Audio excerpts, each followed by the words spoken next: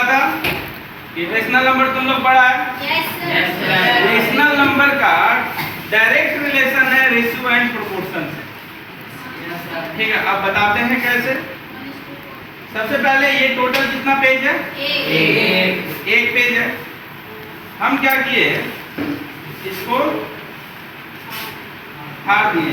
अब ये कितना पेज हो गया? आधा, 1/2। ये कितना पेज हो गया? 1/2। दोनों को मिला देंगे, 1/2 प्लस 1/2 कितना होगा? 1।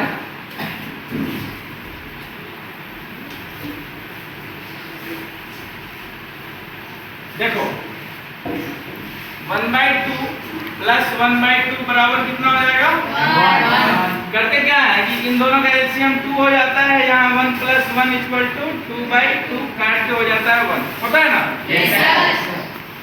अब मान लो ये इसको हम फिर और फाड़ देते हैं। फाड़ना समझते हो ना? Yes, sir. अब समझना यहाँ पे ये कितना पार्ट हुआ? 1/4 क्यों? क्योंकि हमने इसको 4 पार्ट बना दिया है। क्या किया है? 4 पार्ट बना दिया है। एक चीज का 4 पार्ट बना दिए। ठीक है, तो ये 1/4 हुआ, ये 2/4 हुआ, ये 3/4 हुआ और ये पूरा मिलाएंगे तो 4/4 हुआ।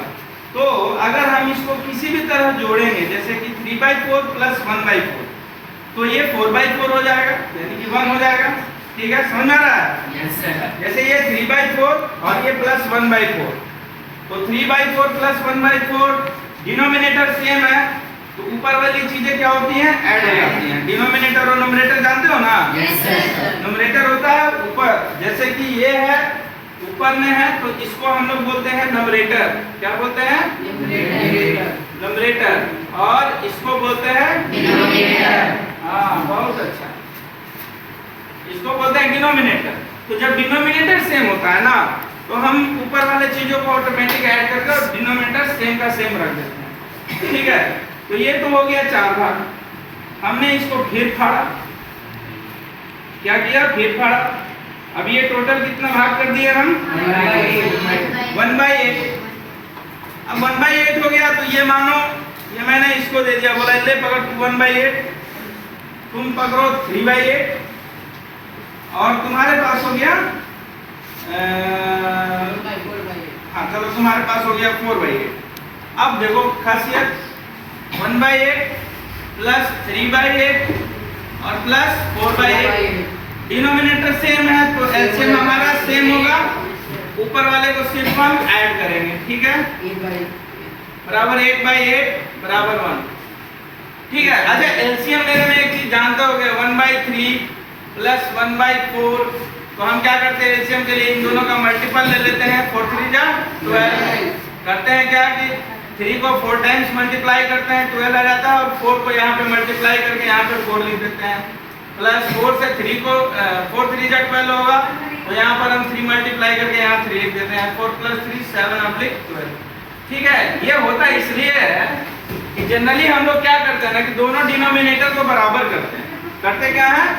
दोनों डिनोमिनेटर को बराबर करते हैं। तो डिनोमिनेटर को अगर बराबर करना होगा तो कोई एक कॉमन ऐसा नंबर होगा, अगर हम इसमें 4 से मल्टीप्लाई कर दे और इसमें हम 3 से मल्टीप्लाई कर दे, तो डिनोमिनेटर बराबर हो जाएगा, ये 12 आ जाएगा और ये भी 12 आ जाएगा। अब हमारा तो मर्जी चल नहीं रहा है कि सिर्फ नीचे 4 से मल्टीप्लाई करेंगे, इसी कारण क्या करते हैं ऊपर भी 4 से मल्टीप्लाई करते हैं। इसी कारण क्या करते हैं ऊपर भी इसमें नीचे 3 से मल्टीप्लाई किए, ऊपर भी 3 से मल्टीप्लाई कर दिए। तो ये हमारा जो नीचे बचता है डायरेक्ट टोटल, क्योंकि दोनों का डिनोमिनेटर सेम हो गया तो 12 लिख दिए हैं। इस तरह से लिखते हैं, क्यों लिखते हैं वो बता रहे हैं।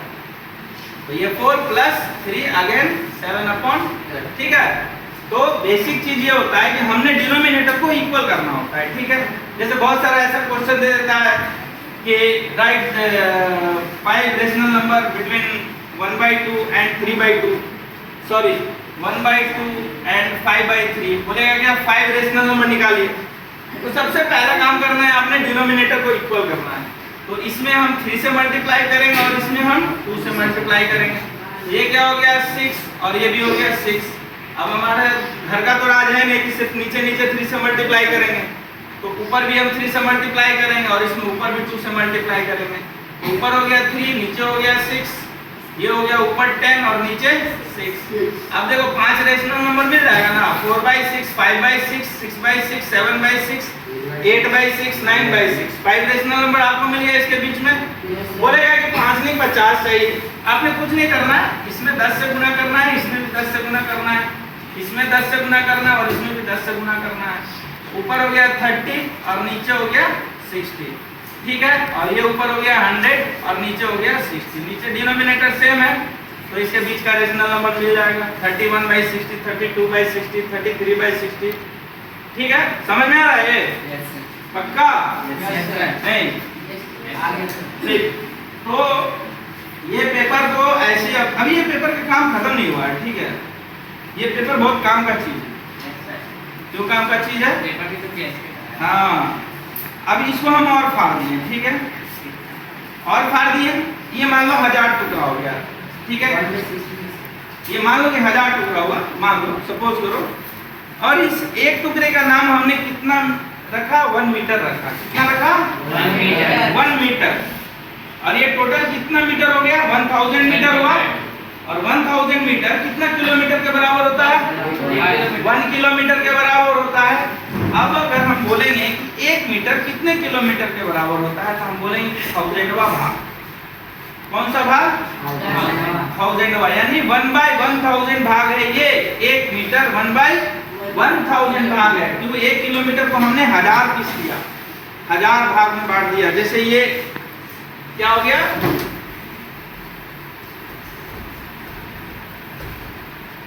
ये 1 किलोमीटर है टोटल। अगर 1 किलोमीटर है, 1 किलोमीटर को हमने ऐसे किया और ऐसे ऐसे ऐसे ऐसे ऐसे ऐसे ऐसे ऐसे टोटल कितना भाग कर दिया? हाँ 1000 भाग कर दिया। तो जो ये पहला वाला भाग हुआ, इस पूरे भाग का 1000वां भाग हुआ, यानी 1/1000 हुआ, ठीक है। तो इसी को आप लोग कॉन्सेप्ट में समझते हो कि 1000 metre is equal to 1 kilometer and 1 meter is equal to 1/1000 kilometre. और अगर निकालना होता है कि 130 मीटर को 130 मीटर को आप किलोमीटर में कन्वर्ट करें, तो आप यहाँ पर लिखते हैं 130 metre is equal to 1/1000 into 130 metre. आपने करना कुछ नहीं है, देखिए हुआ क्या? 130/1000 आ गया। और आप मेरा ये वाला जो तरीका है, अगर इससे भी चलेंगे, अगर 130 मीटर आपने यहाँ तक लिया है 130 मीटर, तो आपको क्या बताया कि आपका जो भी पार्ट होगा वो टोटल उसके नीचे क्या आएगा? कि आपने जितना भाग उसको बनाया है, भाग कितना बनाया हमने? 1000 भाग बनाया है। 130 को लिया है तो 130/1000 मीटर हुआ, ठीक है। यही इसका बेसिक कॉन्सेप्ट है रेशियो और प्रोपोर्शन का भी, ठीक है। जैसे कि कोई एक सामान है, ठीक, कोई भी एक सामान है, मान लो एक ट्रायंगल है, एक ट्रायंगल है। ट्रायंगल का जो एंगल है वो हमने बांट दिया कि पहला वाला एंगल 2 इस टू दूसरा वाला एंगल 3 इस टू तीसरा वाला एंगल 5, सॉरी 4 कर दे रहे हैं, ठीक है। यानी कि जो पहला वाला एंगल का वैल्यू है वो 2 है, दूसरे वाला एंगल का वैल्यू 3 है और तीसरे वाला एंगल का वैल्यू 4 है।